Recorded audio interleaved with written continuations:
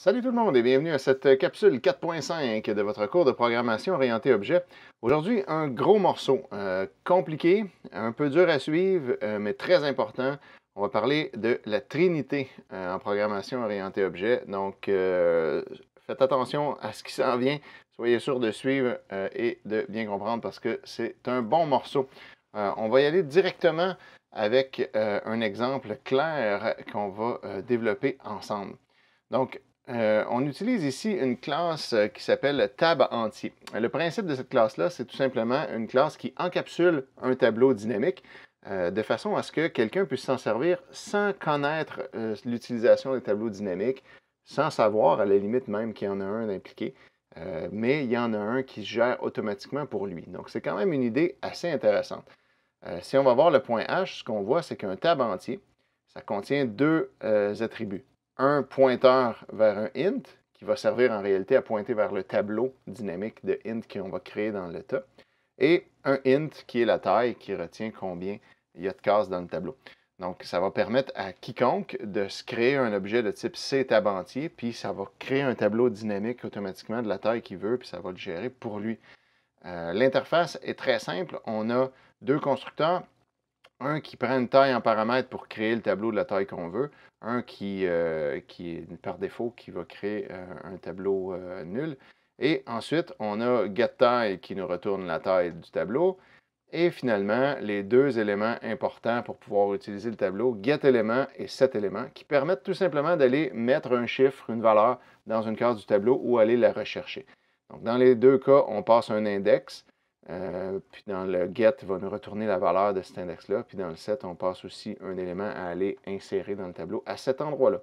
Donc, c'est vraiment très simple d'utilisation pour celui qui s'en sert.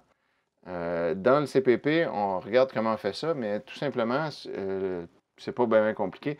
C'est les constructeurs qui vont faire les new, qui vont créer les tableaux en tant que tel, le tableau dynamique. Par exemple, si on a le constructeur avec un paramètre, avec une taille, on lui dit « je veux un tableau de cette taille-là », bien, il fait pointer notre pointeur vers un nouveau tableau d'entier de cette taille-là. Donc, le tableau est créé dans le tas, puis notre pointeur pointe dessus. Puis, il conserve la taille dans l'attribut taille pour pouvoir l'avoir pour toujours. Si on crée un tableau entier nul, ben, il va tout simplement s'assurer que le pointeur pointe vers nul pointeur et que la taille est à 0. Donc, au moins, il est quand même fonctionnel. Après ça, bien, à l'intérieur, on a le get et le set. Ils vont tout simplement valider que l'index est entre 0 et la taille et va nous retourner la case voulue. Il va retourner ici 0 si jamais la case n'existe pas. Donc, pour l'instant, ce n'est pas parfait, mais on va y aller avec ça.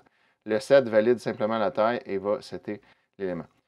Évidemment, ce qu'il va falloir s'assurer de faire, c'est que il aurait fallu, en fait, vérifier que notre tableau est non nul ou que la taille est plus grande que 0 avant d'aller jouer dedans. Ça, c'est le commentaire que je vous donne.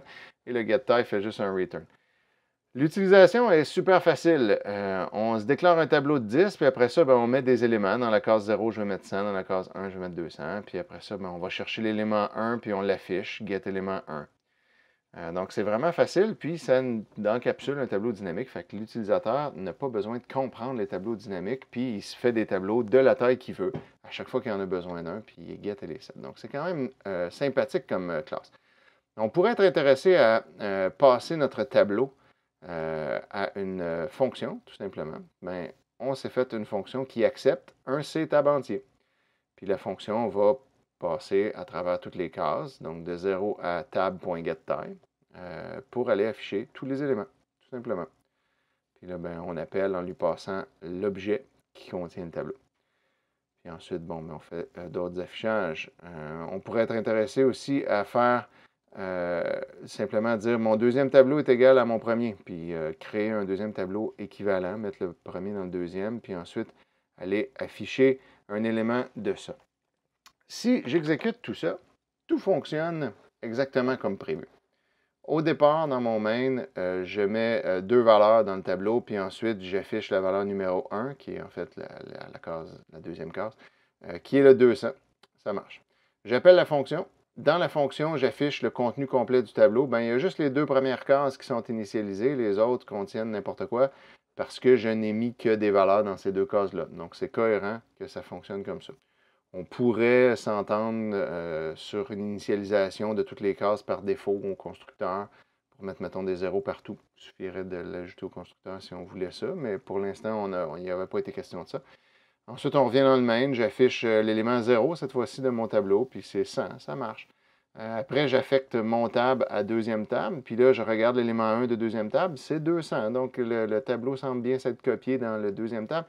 Tout fonctionne bien. Et on se dit, et voilà, mon travail est fait, tout est beau.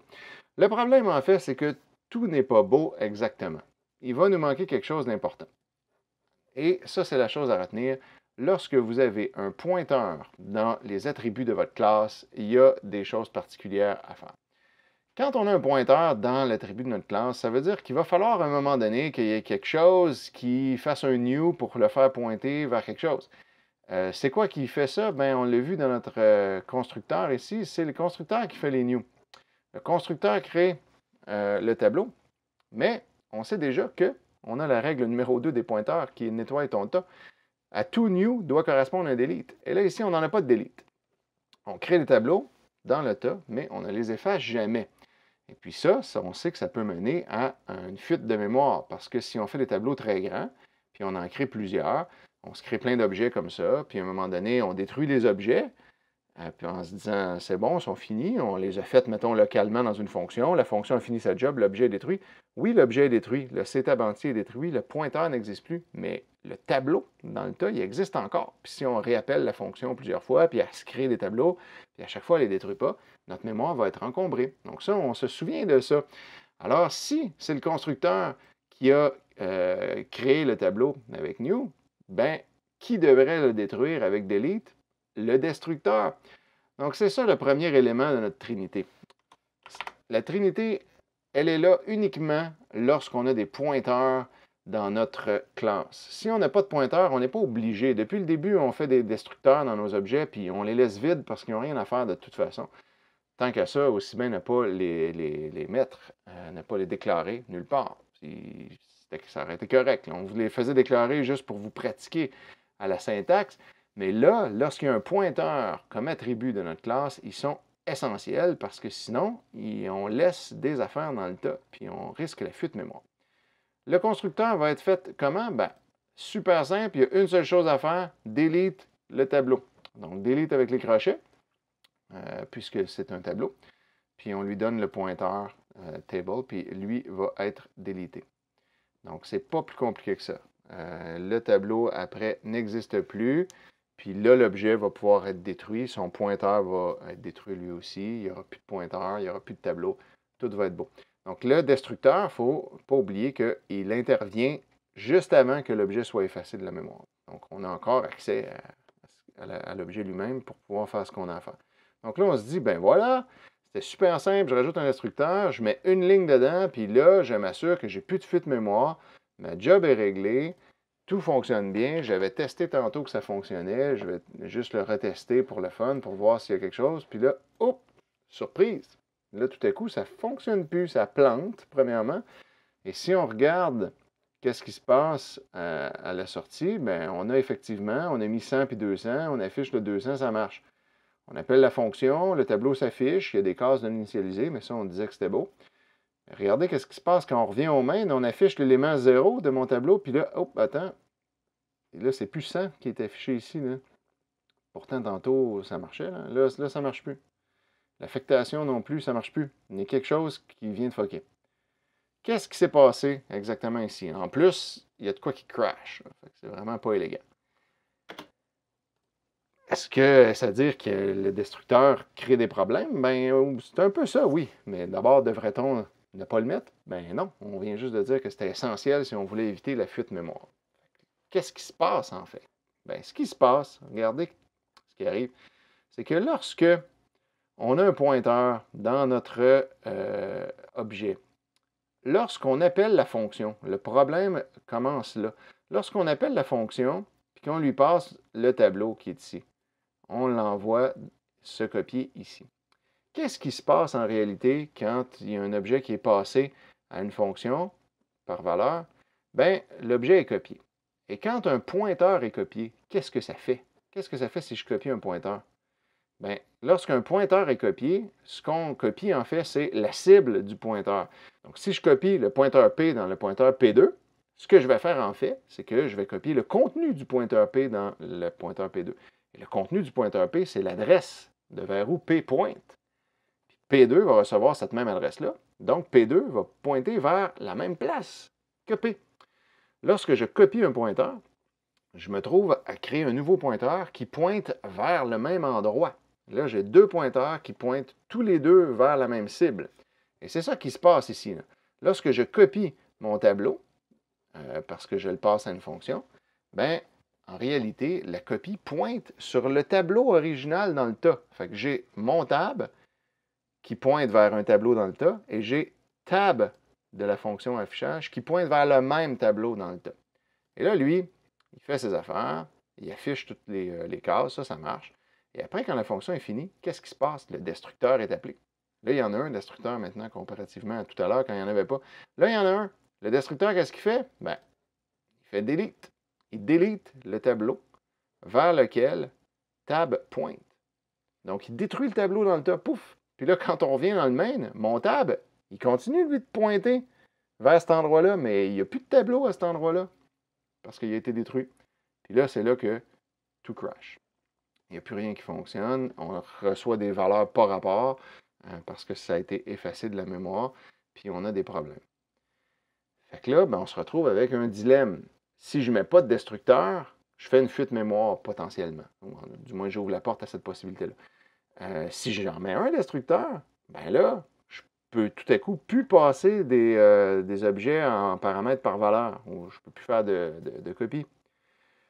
Là, lequel des deux on va choisir? Bien, évidemment, on va choisir de garder le destructeur pour éviter la fuite mémoire. Et la solution à ça, ça va être de rajouter une deuxième chose très importante dans notre classe, le constructeur de copie. Le constructeur de copie aussi, c'est quelque chose qu'on fait depuis longtemps dans la session en disant, je sais qu'il est inutile, vous le faites, puis ça va faire la même chose que s'il n'était pas là, mais je vous demande de le faire pour vous habituer. Et on vous promet depuis le début, quand on va arriver au pointeur, c'est là que ça va devenir important. Ben, et voilà, on est là, on est dans ce moment-là. On est avec des pointeurs, puis c'est important. Parce que vous voyez la problématique. Lorsque je copie un objet, par défaut, s'il n'y a pas de constructeur de copie, toutes les valeurs sont copiées d'un attribut à l'autre. Puis ça fait la job bien correctement. Mais là, lorsqu'on copie un pointeur, ce n'est pas la valeur qu'on veut copier. On aimerait bien copier l'objet au complet. Quand mon pointeur pointe vers un tableau, je voudrais que ce tableau-là soit copié, puis que mon nouveau pointeur pointe vers le nouveau tableau, puis que l'ancien pointeur pointe vers l'ancien tableau, puis que c'est comme ça que la copie serait faite. Comme ça, quand j'aurais terminé avec ma copie, je détruirais le nouveau tableau, puis quand je reviendrai dans le main, mon ancien tableau, il sera encore là, lui. Donc, c'est ça qu'on va vouloir faire absolument. On veut garder le destructeur, mais on va rajouter le constructeur de copie comme on est habitué de le faire. Donc, le constructeur de copie reçoit un original qui est une référence constante à un autre tab entier, comme d'habitude. Et qu'est-ce qu'on va faire dans ce code-là, dans le constructeur de copie? Bien, on va copier l'objet vers lequel notre pointeur pointe. Pour ne pas juste copier l'adresse puis qu'on soit deux à pointer à la même place, on va tout copier l'objet pointé, puis notre nouveau pointeur dans la copie il va pointer vers la nouvelle copie de l'objet. Cet objet-là ici, en ce moment, vers lequel on pointe, c'est pas vraiment un objet, mais c'est un tableau d'entier. C'est le même principe. Dans mon constructeur de copie, je vais commencer par copier la taille de l'original, puis je vais dire, OK, ma copie va avoir la même taille. Ça, c'est logique. Ça se faisait déjà avant, mais maintenant que je le fais explicitement, je suis obligé de le faire. Je copie le premier attribut, parce que c'est toujours la même chose. Hein? Notre constructeur de copie, son but, c'est de copier tous les attributs. La taille et ensuite le pointeur. Sauf que là, quand on va copier le pointeur, on va faire ça un peu plus complexe pour que ça marche pour vrai. On va dire mon pointeur maintenant, plutôt que de dire qu'il est égal au pointeur de l'original, ce qui se faisait de façon automatique, puis qui faisait qu'on était deux à pointer sur le même tableau, je vais lui créer un tout nouveau tableau d'entier sur le tas avec la même taille. Donc, je crée un deuxième tableau ailleurs dans le tas qui a la même taille. Et mon pointeur, lui, de ma copie, pointe vers ce nouveau tableau-là. Et après ça, ce que je vais tout simplement faire, c'est que je vais passer par une boucle de 0 à la taille et à chaque fois, je vais aller chercher l'élément I de l'original et je vais le setter à la case I de ma copie. Donc, je me suis créé un nouveau tableau à côté, puis là, je vais aller case par case, copier toutes les cases, les valeurs du tableau original dans mon nouveau tableau. Et une fois que ça c'est fait, le job du constructeur de copie est terminé. J'ai copié le pointeur intelligemment, j'ai créé un nouveau tableau, puis je pointe dessus. Ce nouveau tableau-là est une copie du tableau original et j'ai la même taille. Et là, maintenant, quand je vais aller dans ma fonction, puis que la fonction va, le passage par valeur va faire une copie, quand je vais détruire cette copie-là, le destructeur qui fait delete, crochet, crochet, table, bien, ce destructeur-là, il va détruire le nouveau tableau créé par la copie. Et quand je vais revenir au main, mon ancien tableau va exister encore, lui. Et là, je vais avoir réglé ce problème-là. Là, je me dis, wow, je suis donc bien bon. J'ai mis tout ça en pratique et j'ai vraiment une classe solide maintenant. Regardez ce qui se passe. J'appelle ma fonction, ça affiche les valeurs. Et après ça, quand je reviens dans le main, eh bien, ça marche maintenant. Là. La case 0, c'est encore 100, c'est pas un chiffre par rapport. Je me dis, wow, tout fonctionne, sauf que ça crash encore. Il y a encore quelque chose qui crash. C'est quoi qui crash? Comment on peut faire pour savoir qu'est-ce qui crash? Dans un cas avec des pointeurs, on va simplement se mettre un point d'arrêt puis on va avancer une ligne à la fois jusqu'à ce que le crash arrive. Donc, je vais tout simplement faire F10 pour ne pas me casser la tête. Je reste dans le main, je ne rentre pas dans le code des fonctions. Je fais F10, F10, pas trop vite, jusqu'à ce que je vois arriver le crash. Où est le crash? Bien, le crash est à la fin, à la toute fin. Dans le destructeur, je me retrouve automatiquement dans le destructeur, puis on le voyait effectivement parce que, regardez, mon affichage, il se rend jusqu'au bout, puis il marchait. Là. Il semblait marcher à tout le monde. Pourquoi il crash à la fin? Pourquoi il fait ça à la fin? Qu'est-ce qui se passe à la fin du main sur l'accolade? Bien, ce qui se passe à la fin du main, c'est qu'on détruit les objets qu'on a créés. Le destructeur est appelé. Puis là, bien, il semble que le destructeur, encore, il fait un autre problème. D'où vient ce problème-là? Mon constructeur de copie a réglé le problème de la destruction d'un tableau pointé par un autre parce que je copie le tableau avant de le détruire. Mais il reste une autre affaire. L'affectation ici, ceci, ce n'est pas une copie. Quand je dis deuxième tab est égal à mon tab, je n'appelle pas de constructeur de copie pour faire ça. Parce que ce n'est pas une copie officiellement. C'est une affectation. J'affecte le contenu de mon tab à deuxième tab. Deuxième tab, lui, il a déjà été déclaré précédemment, il a déjà été créé, il contient déjà un tableau, peut-être des valeurs. Et là, je dis ici maintenant, je vais le faire pointer, pas pointer, mais je vais lui affecter des nouvelles valeurs qui vont écraser ce qu'il y avait précédemment. Et ça n'implique pas le constructeur de copie. Et ce que ça fait en ce moment, c'est le même problème que tantôt quand j'appelais la fonction. C'est que comme ce n'est pas le constructeur de copie qui est appelé, par défaut, lorsque je dis un objet est égal à un autre objet, ce sont toutes les valeurs qui vont se copier d'un attribut à l'autre. Donc, quand je vais faire ça, je vais avoir le même problème. Je vais copier la taille de mon table, je vais la mettre dans deuxième table. Je vais copier le pointeur de mon table, je vais le mettre dans deuxième table. Et du coup, deuxième table va pointer vers le même tableau que mon table. Puis après ça, c'est à la fin qu'il y a un problème parce qu'à la fin, bien, je vais détruire tous les objets que j'ai créés dans le même. Donc, ça se fait automatiquement. Deuxième table va être détruite d'abord, parce que c'est toujours détruit dans l'ordre inverse que ça a été créé. Donc, deuxième table va être détruit. Quand il est détruit, son destructeur est appelé, il détruit le tableau. Et après ça, on va venir détruire mon table. Mon table, quand il est détruit, son destructeur est appelé, il essaye de détruire le tableau, puis là, ça plante, parce que le tableau, il n'existe plus. Il a été détruit quand deuxième table a été détruit, parce que les deux pointaient vers le même. Fait que deuxième table, il dit, je l'ai détruit, puis là, mon table, ben voyons, j'essaie de détruire un tableau, il n'existe plus le tableau. Donc ça, c'est le troisième élément de notre trinité. Lorsqu'on a un pointeur en attribut dans une classe, on va toujours avoir besoin d'un destructeur, d'un constructeur de copie et d'une surcharge de l'opérateur d'affectation. Et là, ça, c'est un morceau complètement nouveau. On n'en a jamais parlé avant. Vous allez voir les surcharges d'opérateurs au complet dans le chapitre 7. Donc, pour l'instant, ce que je vous demande de retenir, c'est qu'on va avoir besoin de ça et que ça fait partie de la Trinité. Mais je ne vous demande pas nécessairement de tout comprendre comment il fonctionne. Je vais l'expliquer quand même pour les curieux.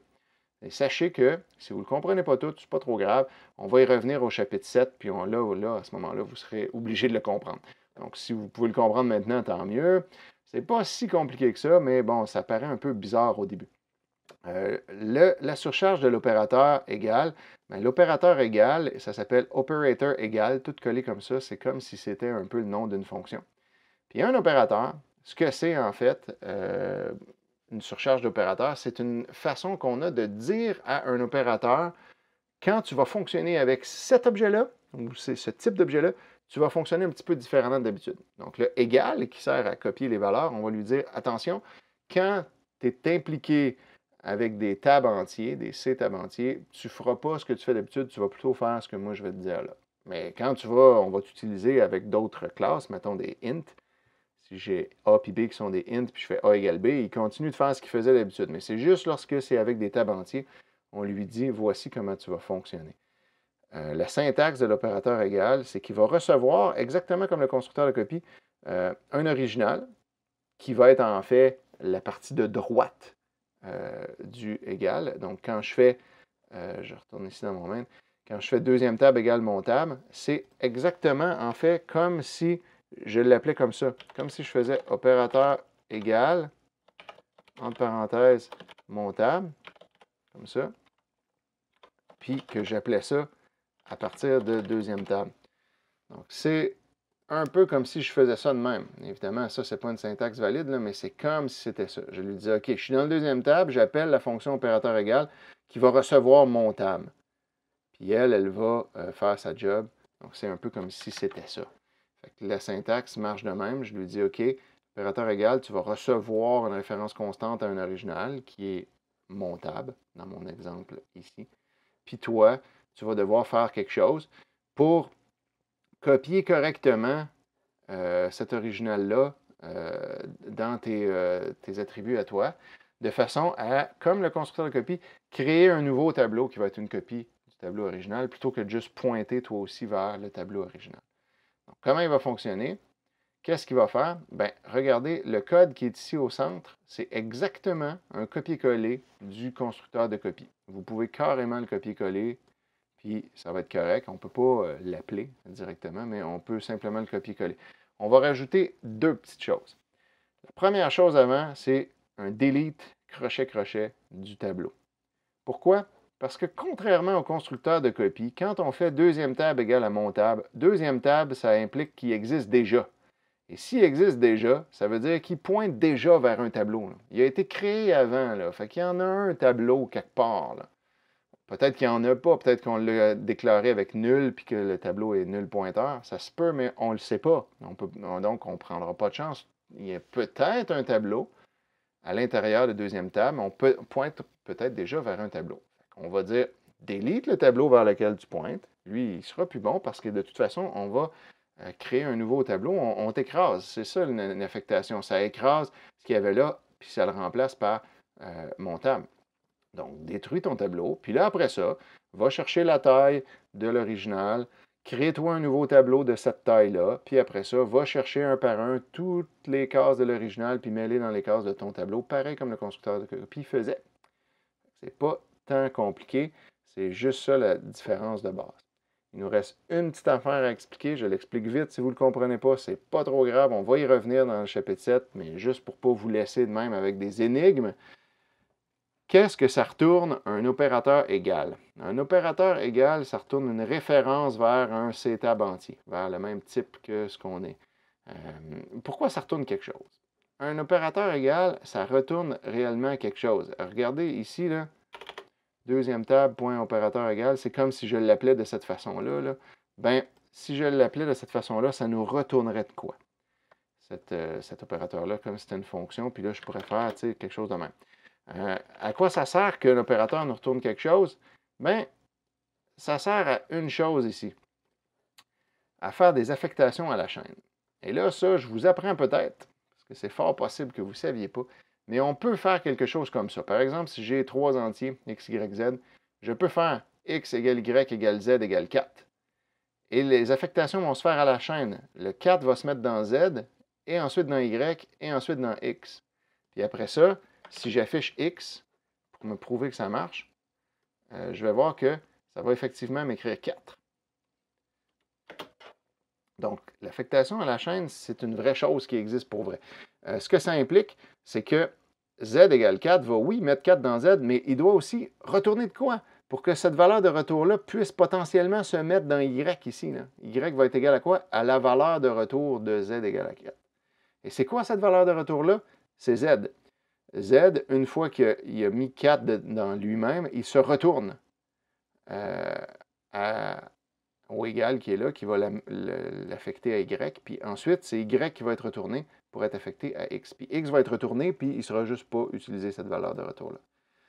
Donc, si je veux pouvoir faire quelque chose comme ça, faire comme par exemple, autre table égale deuxième table égale à mon table, par exemple, là, supposons qu'il serait déjà déclaré, là, je dois faire en sorte que mon opérateur égal retourne quelque chose. Il doit retourner un peu le deuxième table pour qu'il puisse s'écrire à l'intérieur d'un autre table. Puis l'autre table, lui, va se retourner pour qu'on puisse le faire à la chaîne comme ça à l'infini. Donc, c'est ce qui explique que mon opérateur égal va retourner un table entier. Il va retourner un objet complet de table entier. Mais il va le retourner par référence pour éviter de créer des copies inutilement. Et là, ça va être quoi la référence? Bien, ça va être lui-même. Il se retourne lui-même. Regardez, je vous disais, Z prend la valeur 4, il se la met en lui-même, et il se retourne ensuite. Il se retourne lui-même, Z, pour pouvoir être copié dans Y. Comment on fait ça? Se retourner soi-même. L'objet qui est ici, on ne peut pas faire return deuxième table. Parce qu'ici, deuxième table, ça n'existe pas. Là. On est dans l'opérateur égal, on n'est pas dans le main. Puis on ne sait pas s'il va s'appeler tout le temps deuxième table. Évidemment que non, la plupart du temps, il ne s'appellera pas comme ça. Comment on fait pour se retourner soi-même? Bien, ça, c'est grâce à l'existence du pointeur this. Le pointeur this est un pointeur qui pointe vers l'objet courant, l'objet qui est en train d'exécuter ce code-là en ce moment. Donc, l'opérateur égal est en train de s'exécuter à partir d'un objet. Donc, this pointe sur cet objet-là. Et ça, c'est valable dans n'importe quelle méthode. Ici, là, si je suis dans n'importe quoi, dans mon getElément, par exemple, je peux toujours faire, par exemple, this, qui est un pointeur qui existe. Et là, si je dis petite flèche, parce que c'est un pointeur, au bout du pointeur, j'ai accès à getType, getElément. Fait que je pourrais faire ça, là. Hop, là, évidemment, il ne faut pas l'écrire deux fois. Ça serait valable. Ça reviendrait au même que de ne pas écrire le this, parce que par défaut, c'est tout le temps dans l'objet lui-même qu'on est. Mais là, ici, je dois le retourner. Fait que je dois pouvoir nommer ce que je retourne. C'est pour ça que le this existe. Et si this est un pointeur qui pointe sur l'objet courant, l'objet courant que je dois retourner, c'est étoile this. Parce que l'étoile, c'est l'objet pointé par this. C'est-à-dire nous-mêmes, l'objet qui est en train de s'exécuter. Donc, à la fin, je fais return étoile this. Et ça, c'est une autre différence par rapport au constructeur de copie. Et c'est ce qui explique que la valeur de retour, c'est C-tab entier en référence. Donc voilà. Ce que vous devez retenir aujourd'hui, c'est très important. Lorsqu'on a un pointeur comme attribut dans une classe, on doit avoir la trinité. Et cette trinité-là est composée d'un destructeur qui délite les objets pointés, d'un constructeur de copie qui fait une copie de l'objet pointé et qui fait pointer sa copie dessus, et d'une surcharge de l'opérateur d'affectation qui, lui aussi, fait une copie de l'objet pointé et fait pointer son objet dessus, mais qui, en plus, délite un objet vers lequel il pointait déjà avant et se retourne après. Donc, ça, vous devez retenir ça. Comment faire le destructeur puis le constructeur de copie, vous devez savoir le faire. Comment faire l'opérateur égal, pas besoin de tout retenir ça tout de suite. On va y revenir, mais quand on y reviendra, vous saurez de quoi on parle. Alors voilà, c'était le gros morceau. N'hésitez pas à réécouter ça, à regarder les exemples. Je vais mettre tout ce code-là sur Prof d'info, le C-tab entier, fait que vous pourrez regarder de quoi ça a l'air, puis gosser dedans vous-même. Puis si vous avez des questions, gênez-vous pas pour aller voir votre prof et lui poser.